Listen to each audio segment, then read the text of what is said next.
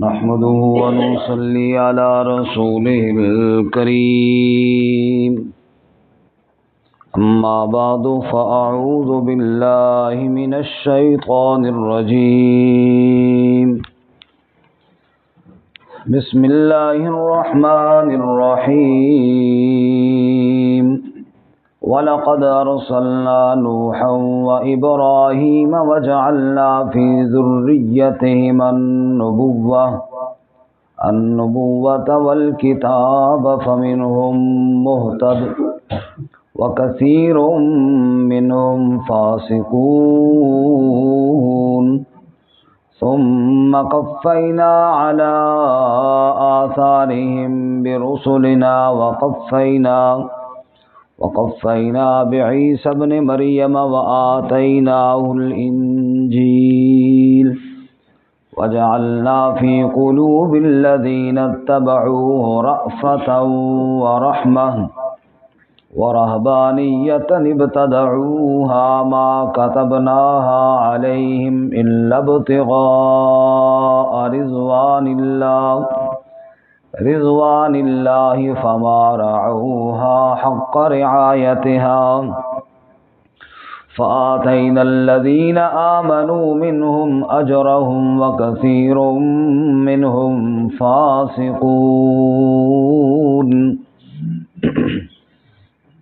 وَلَقَدْ أَرْسَلْنَا اور یقیناً بھیجا ہم نے نوح و ابراہیم نوح اور ابراہیم علیہم السلام کو وَجَعَلْنَا فِي ذُرِّيَّتِهِمَا النُّبُوَّةَ وَالْكِتَابَ اور ہم نے بنایا ان کی اولاد میں نبوت اور کتاب کو فَمِنْهُمْ مُهْتَدٍ پس بعض ان میں سے ہدایت پانے والے تھے وَكَثِيرٌ مِّنْهُمْ فَاسِقُونَ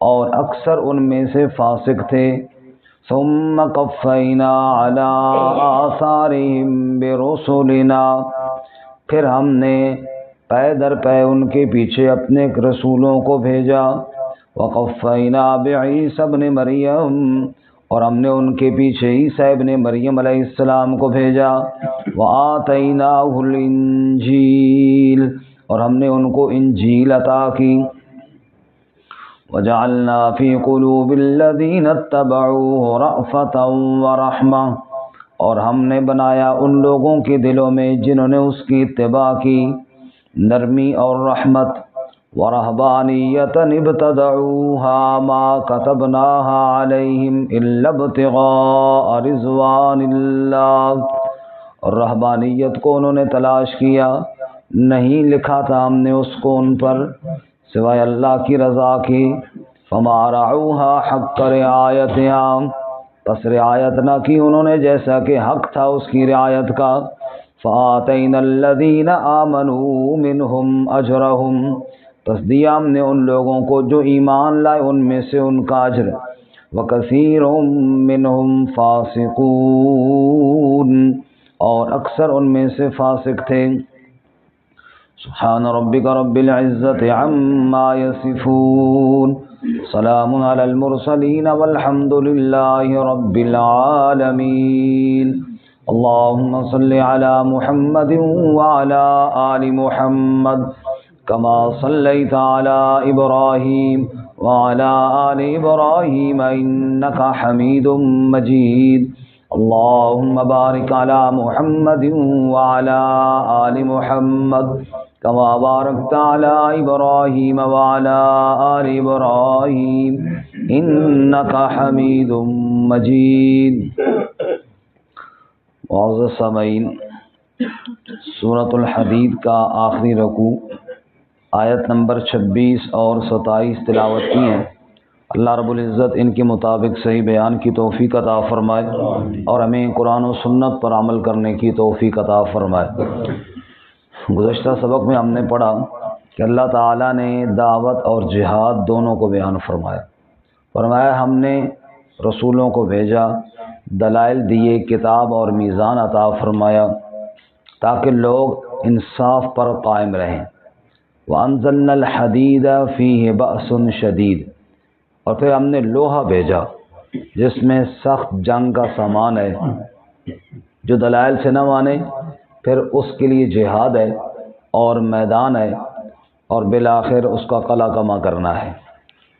آج کے سبق میں گزشتہ پچھلی آیت کی یہ آیت کہ ہم نے رسولوں کو بھیجا واضح دلائل کے ساتھ، انہی رسولوں کی بھیجنے کی کچھ تفصیل ہے، یعنی نوح اور ابراہیم علیہ السلام اور اسی طرح عیسیٰ علیہ السلام کا ذکر ہے۔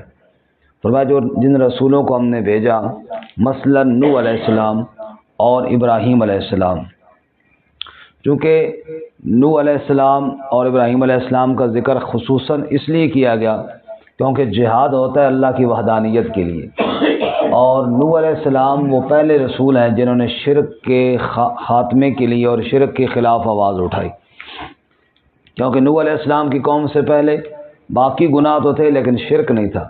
نوح علیہ السلام شرک کے خلاف آواز اٹھانے والے پہلے رسول ہیں۔ اسی طرح حضرت سیدنا ابراہیم علیہ السلام نے جو بت پرستی کا قلع کما کیا اور توحید کا ڈنکا بجایا، وہ بھی ایک مثالی تھا، اس لیے اللہ تعالیٰ نے ان کا ذکر کیا، ایک وجہ۔ دوسری وجہ یہ ہے کہ نوح علیہ السلام کو آدم ثانی کہتے ہیں، کیونکہ باقی ساری کائنات آدم علیہ السلام کے بعد پھر نوح علیہ السلام کی اولاد میں سے ہے، اور ابراہیم علیہ السلام کے بعد جتنے نبی آئے وہ ابراہیم علیہ السلام کی اولاد میں سے ہیں۔ تو گویا کہ ان دونوں کا ذکر کیا جن کی اولاد میں اللہ تعالیٰ نے نبوت کا سلسلہ جاری فرمایا تھا۔ چنانچہ ارشاد فرمایا وَلَقَدْ أَرْسَلْنَا نُوحًا وَإِبْرَاهِيمَ، اور یقیناً ہم نے نوح علیہ السلام اور ابراہیم علیہ السلام کو بھیجا، وَجَعَلْنَا فِي ذُرِّيَّتِهِمَا النُّبُوَّةَ وَالْكِتَابَ، اور ہم نے ان کی اولاد میں نبوت اور کتاب کو جاری فرمایا، ہم نے ان کی اولاد میں نبی بنائے، ان کو کتابیں بھی دی۔ لیکن کیا ساری اولاد ہی صراط مستقیم پر قائم رہی؟ فرمایا نہیں، فَمِنْهُمْ مُهْتَدٍ، بعض ان میں ہدایت پانے والے تھے، وَكَثِيرٌ مِّنْهُمْ فَاسِقُونَ، اور اکثر ان میں فاسق اور نافرمان تھے۔ تو معلوم ہوا صرف نیک لوگوں کی اولاد ہونا یہ کافی نہیں کہ بندہ فلانے کی اولاد ہے تو وہ نیک ہی ہوگا، پیروں کا پتر پیر ہی ہوسی، بزرگوں کا بیٹا بزرگ ہی ہوگا، یہ ضروری نہیں۔ انبیاء کی اولاد میں سے بھی اللہ فرماتے ہیں کچھ لوگ ہدایت پر رہے اور اکثر فاسق رہے۔ اکثر کیا رہے جی؟ فاسق رہے۔ سورہ ہود میں ہم نے نوح علیہ السلام کا واقعہ پڑھا، کئی دفعہ پڑھ چکے کہ نوح علیہ السلام کا بیٹا غرق ہونے والوں میں غرق ہوا کہ نہیں ہوا جی؟ نوح علیہ السلام نے دعا بھی کی، لیکن اللہ نے فرمایا یا نوح انہ لیس من اہلک، یہ تیرے آل میں سے نہیں ہے، سگا بیٹا ہے لیکن اللہ کہہ رہے ہیں تیری آل میں سے بولے نا جی، سردی لگی سردی نہیں ہے۔ کیوں؟ انہ عمل غیر صالح۔ اب جب سگا بیٹا نبی کا ہو اور اللہ کہیں کہ اس کے اعمال درست نہیں، یہ تیری آل میں سے نہیں ہے، تو نسل در نسل آنے والا صرف اس بات پر تڑیاں دے کہ ہم جناب بزرگوں کی اولاد میں سے، یہ غلط ہے۔ جب تک بزرگوں والے کام نہیں کرے گا تب تک مقام، صرف اولاد ہونے سے بات نہیں ملتی، ورنہ تو رشتہ داری ابو لہب کی نبی صلی اللہ علیہ وسلم سے بڑی قریبی تھی، حمزہ اور عباس کی بھی تھی رضی اللہ تعالیٰ عنہما۔ حمزہ اور عباس بھی نبی پاک صلی اللہ علیہ وسلم کے چچے تھے، ابو لہب بھی چچا تھا، لیکن حمزہ اور عباس کو وہ مقام ملا کہ دنیا حیران ہے، اور ابو لہب پر اللہ کی وہ پھٹکار پڑی کہ پوری صورت اللہ نے اس پر نازل کی، نام لے کر اس بدبخت کا، اور کسی کا نام نہیں لیا لیکن اس کا نام لے کر اللہ نے پھٹکار کی، تبت یدا ابی لہب وتب۔ تو معلوم ہوا صرف رشتہ داری کام نہیں آتی جب تک بندہ اللہ رسول کے احکامات کو نہ مانے تو۔ اللہ تعالیٰ ہمیں عمل کی توفیق دے۔ آگے جی، ثم قفینا علی آثارہم برسلنا، پھر لگاتار پے در پے ان کے پیچھے ہم نے اپنے کئی رسول بھیجے، اور بات چلتے چلتے عیسیٰ علیہ السلام تک آن پہنچی۔ وقفینا بعیسیٰ ابن مریم، اور پھر ہم نے ان کے بعد عیسیٰ ابن مریم کو بھیجا۔ وآتیناہ الانجیل، اور ہم نے عیسیٰ علیہ السلام کو انجیل عطا فرمائی۔ کون سی کتاب جی؟ اچھا، یہودیوں کے بارے میں جہاں اللہ نے ذکر کیا تو ان کے دلوں کی سختی کا بیان کیا، ثم قست قلوبکم من بعد ذلک، سورۃ البقرہ میں یہودیوں کے دل کیا تھے؟ سخت. لیکن عیسائیوں کا ذکر جب کیا تو فرمایا ان کے دل نرم تھے. ان کے دل کیا تھے جی؟ اچھا، اب لوگوں میں جو غلطی ہوتی ہے نا دونوں طرف ہے. دل زیادہ سخت ہوں تب بھی بیڑا غرق ہے، اور زیادہ نرم ہو جائیں تب بھی انسان پٹک جاتا ہے. اعتدال جو ہے نا ہر معاملے میں وہی بہتر ہے. آپ غور فرمائیں، ظاہری انسان کے اعضاء میں بھی حسن اعتدال کے ساتھ ہی ہے. مثال کے طور پر یہ ناک اگر بالکل چھوٹا سا ہو تو کتنا برا لگتا ہے، اور کسی کا تھوڑا سا لمبا ہو جائے تب بھی برا لگتا ہے.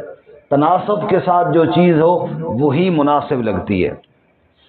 ایسے ہی ایمان اور اعتقاد اور اعمال میں حد سے زیادہ غلو کرنا اور زیادہ سخت ہو جانا یہ بھی جائز نہیں، یہ بھی گمراہی کا سبب بنتا ہے، جیسا کہ یہودیوں کے لیے بنا. اور حد سے زیادہ نرم ہونا بھی گمراہی کا سبب ہے، جیسے عیسائی ہو گئے. جو کہ گزشتہ سبق میں جہاد کا ذکر تھا، اس لیے آگے آج کے سبق میں اللہ نے عیسائیوں کا ذکر کیا کہ جن کے دل حد سے زیادہ نرم ہو گئے اور زیادہ صوفیت ان پر غالب آئی، رہبانیت ان پر غالب آئی، تو یہ کیا ہو گیا جی؟ پھٹک گئے سیدھے راستے سے. احسان صاحب جگا دو جی، یوسف صاحب پڑوسی میں خیال رکھے کرو. اللہ فرماتے ہیں وہ جو انجیل والے تھے ان کا کیا ہوا؟ اللہ فرماتے ہیں وَجَعَلْنَا فِي قُلُوبِ الَّذِينَ اتَّبَعُوهُ رَأْفَةً وَرَحْمَةً، ہم نے ان کے دلوں میں جنہوں نے عیسیٰ علیہ السلام کی اتباع کی، رأفةً وَرَحْمَةً، نرمی اور رحمت کو پیدا کر دیا. ان کے دلوں میں کیا ہوئی؟ بولو. سارے ساتھی جام ہو گئے، تو ہیٹر اس طرح سے لائیں بھی تاکہ تھوڑی بہت حرکت آ جائے. ان کے دلوں میں کیا پیدا ہو گئی جی؟ نرمی اور رحمت. نرم دل جب ہوئی ہے نا تو کچھ زیادہ ہی نرم ہو گیا ان کے، پھر وہ رہبانیت کی طرف چلے گئے. رہبانیت، اگلی لفظ کیا؟ وَرَهْبَانِيَّةً ابْتَدَعُوهَا. رہبانیت کس کو کہتے ہیں؟ رہبانیت کا معنی انتہائی خوف زدہ ہو جانا. بھائی اللہ کا ڈر تو ہونا چاہیے، لیکن اتنا زیادہ ان کے دلوں میں ڈر آیا کہ انہوں نے شادی کرنا، نکاح کرنا، اچھا کھانا کھانا. اس طرح نہیں کہتے فلاں صاحب راہب ہیں جی، اللہ لوگ ہیں جی، اللہ والے ہیں جی، وہ تو جناب بالکل کوئی اچھی چیز نہ کھاتے ہیں نہ پہنتے ہیں نہ خوشی میں جاتے. وہ اس حد تک چلے گئے. وہ انجیل کے ماننے والے، عیسیٰ علیہ السلام کے ماننے والے، ان پر کوئی ایسا ان کے دل نرم ہوئے اور ان پر ایسا خوف طاری ہوا کہ وہ جناب دنیا سے کٹ کے بالکل الگ تھلگ کونوں میں جا بیٹھے اور اللہ اللہ کرتے رہے اور توبہ استغفار کرتے رہے اور ذکر ہے اور اذکار ہیں اور تسبیحات ہیں اور یہ اور وہ. اللہ فرماتے ہیں ابتدعوها ما كتبناها علیہم، انہوں نے اس رہبانیت کو تلاش تو کر لیا لیکن ہم نے ان پر اس کو لازم نہیں کیا تھا. ہم نے ان پر اس رہبانیت کو لازم نہیں کیا تھا. یعنی انبیاء کی تعلیمات کسی دور میں بھی یہ نہیں رہی کہ لوگوں دنیا کے سارے کام چھوڑ دو اور کونا پکڑ کے بیٹھ جاؤ اور صرف ذکر کرو. اللہ کہتے ہیں یہ ہم نے ان پہ لازم نہیں کیا، یہ انہوں نے اپنی طرف سے اختیار کیا. ان کے دلوں میں اللہ کا ڈر آیا، ان کے دلوں میں اللہ کا خوف آیا اور وہ پھر حد سے بڑھ گیا. پھر انہوں نے رہبانیت کو اختیار کر لیا، کونے پکڑ لیے اور جناب حجروں میں بیٹھ گئے اور ڈر گئے اللہ تعالیٰ سے اور ذکر اذکار پر لگ گئے. الا ابتغاء رضوان اللہ، انہوں نے اللہ کی رضا کے لیے کام شروع کیا تھا. ڈر گئے، اللہ نے لازم نہیں کیا اللہ کی رضا کے لیے، لیکن فما رعوها حق رعایتها، پس رعایت نہ کر سکے جیسا کہ حق تھا اس کی رعایت کا. اللہ سے ویسے نہ ڈر سکے جیسا کہ ڈرنے کا حق تھا. ڈرنے کا حق تو وہ تھا نا جو اللہ کے انبیاء نے بتایا تھا.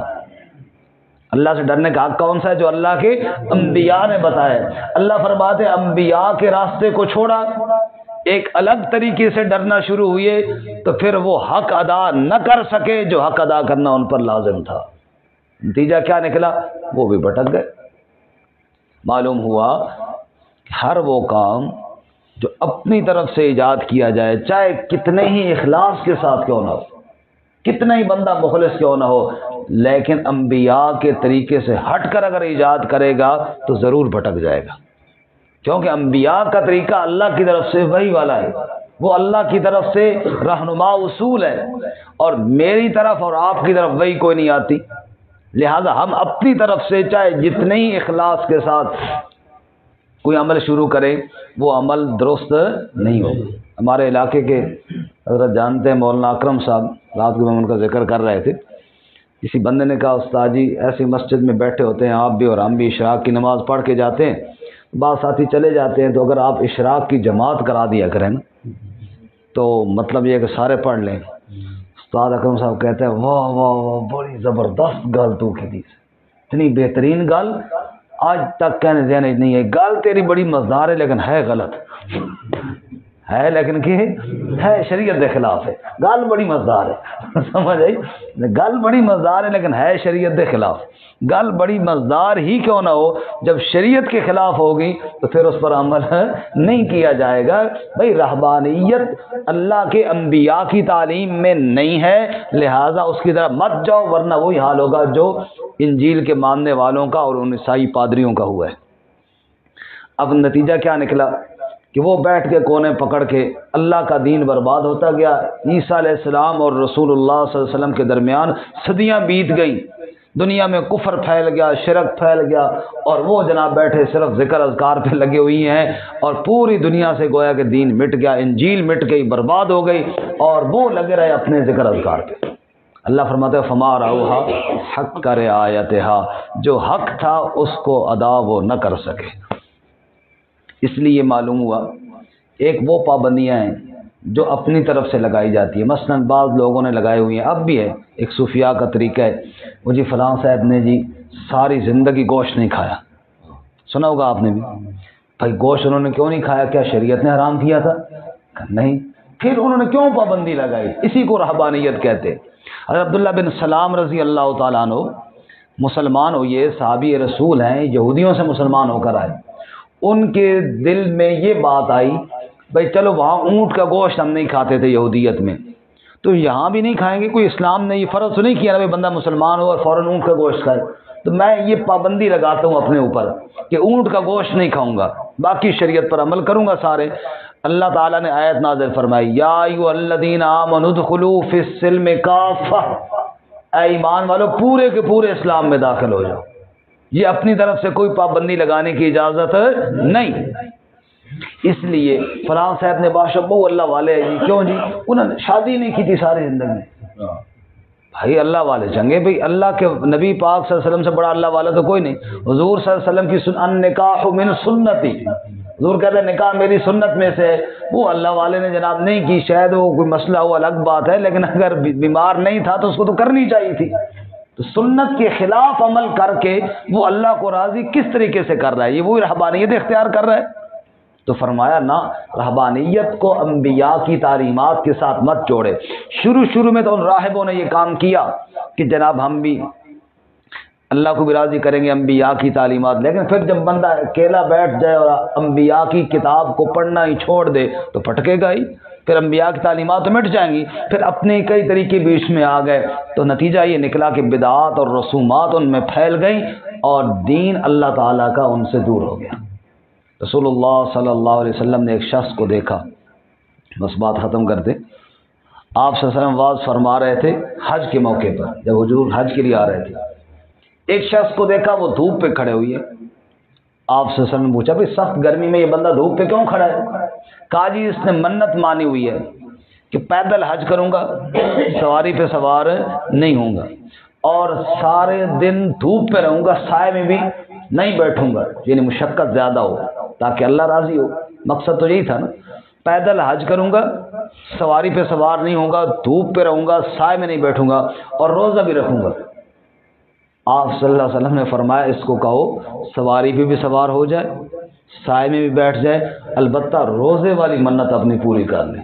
اب دیکھو روزہ عبادت تھا نا، حضور نے کہا اس کو پورا کرے، باقی دھوپ پہ کھڑا ہونا کوئی عبادت نہیں، باقی سواری ہو اور بندہ کہ میں پیدل چلوں گا، یہ کوئی عبادت کا کام نہیں۔ تو یہ اپنے آپ کو کیوں مشقت میں ڈالتا ہے؟ جیسے ہمارے یہاں مشہور ہے فلاں بزرگ بادشاہ مرچا کھا گئے، سی بھی نہیں کی، فلاں بزرگ مرچے کھا گئے اور سی بھی نہیں کی، یہ نئی بات ہے میں نے سنی۔ اچھا مرچو بابا مرچو کیوں بھی مرچا کھا گئے تو سی بھی نہیں کی تھی نا، سبحان اللہ۔ فلاں بزرگ جناب وہ اتنے سال دریا کے اندر کھڑے ہو کے چلا کاٹتے رہے، بھئی یہ شریعت نے تو نہیں کہا تھا دریا میں کھڑو، شریعت نے تو کہا تھا مسجد میں کھڑے ہو کے عبادت کرو اور باقی دنیا کے معاملات بھی کرو۔ اسی طرح ایک بڑے عجیب و غریب واقعہ، ایک بزرگ تھے وہ دھاگے کے ساتھ کچی تن، ہمارے علاقے میں کہتے ہیں کچا دھاگا، اس کے ساتھ کنویں میں الٹے لٹکے رہے تو دھاگا ترٹیا نہیں۔ بڑا کمال ہو گیا بھائی، یہ چیزیں شریعت نے نہیں لازم کی، انبیاء کی تعلیمات میں یہ چیزیں نہیں ہیں۔ ہم نے کلمہ پڑھا ہے محمد الرسول اللہ صلی اللہ علیہ وسلم، اور یہ باقی کہانیاں بنا کر بزرگوں کی طرف منسوب کی ہیں، ورنہ اللہ کے جتنے بھی اولیاء اللہ ہیں وہ نبی پاک کے غلام تھے، حضور صلی اللہ علیہ وسلم کی سنت پر عمل کرنے والے۔ حضرت جنید بغدادی رحمۃ اللہ علیہ، آپ نے نام سنا، کتنے چوٹی کے اللہ کے ولی تھے۔ کسی نے کہا میرا پیر بڑا بزرگ ہے، اونچا ہے، کہا کیا شان ہے؟ کہا وہ ہوا میں اڑتا ہے۔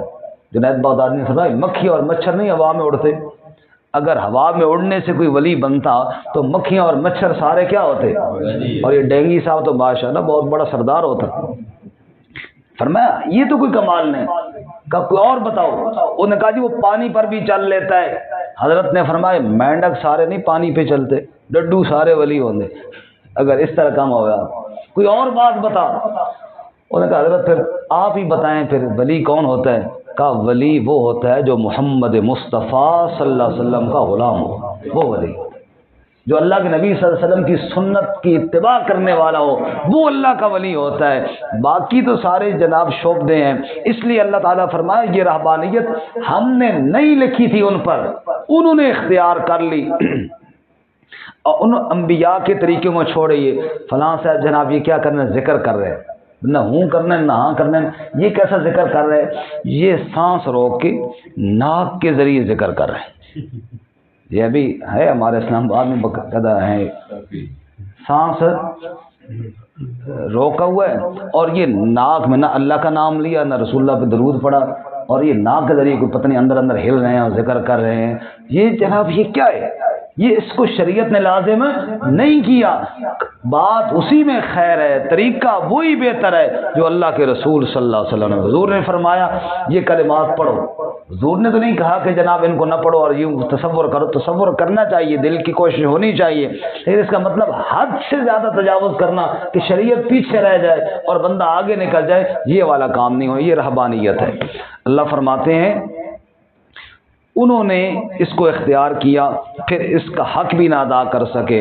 فَآتَيْنَا الَّذِينَ آمَنُوا مِنْهُمْ أَجْرَهُمْ، پس ہم نے ان لوگوں کو جو ان میں سے ایمان لائے ان کا اجر دیا۔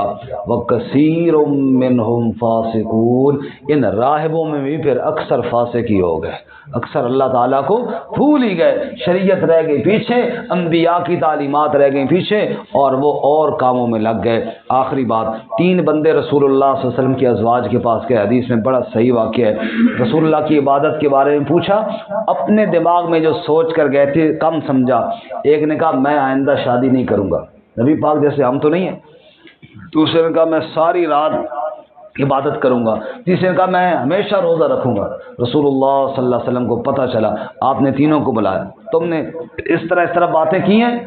جی یا رسول اللہ کی ہیں۔ حضور نے فرمایا میں تم سے زیادہ اللہ سے ڈرنے والا ہوں، تم مجھ سے زیادہ نہیں اللہ سے ڈرنے والے، میں زیادہ تقوی والا ہوں، تمہارا تقوی مجھ سے زیادہ نہیں ہے۔ اس کے باوجود میں نے شادیاں بھی کر رکھی ہیں، میں رات کو سوتا بھی ہوں، عبادت بھی کرتا ہوں، کبھی روزہ رکھتا ہوں کبھی نہیں بھی رکھتا ہوں۔ فَمَن رَغِبَ عَن سُنَّتِي فَلَيْسَ مِنِّي، جس نے میری سنت کو چھوڑا اس کا میرے ساتھ کوئی تعلق نہیں ہے۔